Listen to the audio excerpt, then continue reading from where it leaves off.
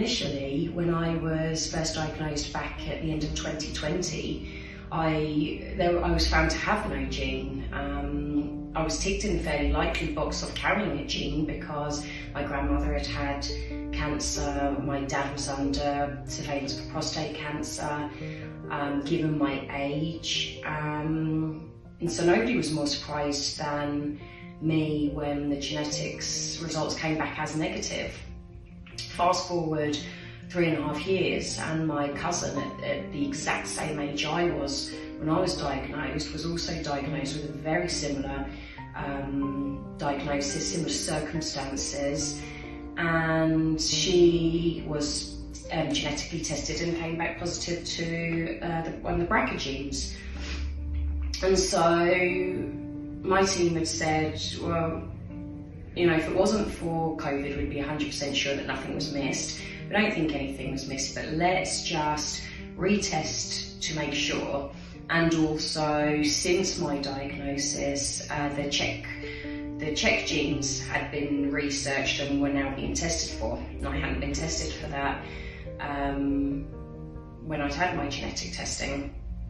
And so, that came back that I was positive to the CHEK2 gene.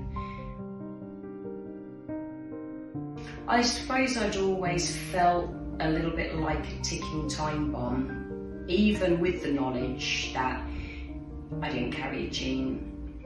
I just, you know, we all have this fear of recurrence anyway. I was put in a highly likely box of the cancer recurring because of response to chemo. I got into my lymph nodes. I think they look at, even though the margins were clear, there's like this residual breast tissue that was quite a high percentage.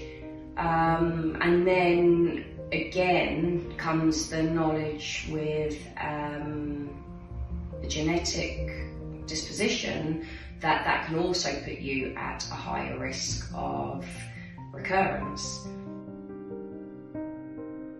Everybody then comes away with their own thing. You know, for some people they might give up alcohol, for some people they might give up sugar. I think what I'm saying is everybody has a non-negotiable, and for me and the knowledge that I had gained, my non-negotiable became exercise.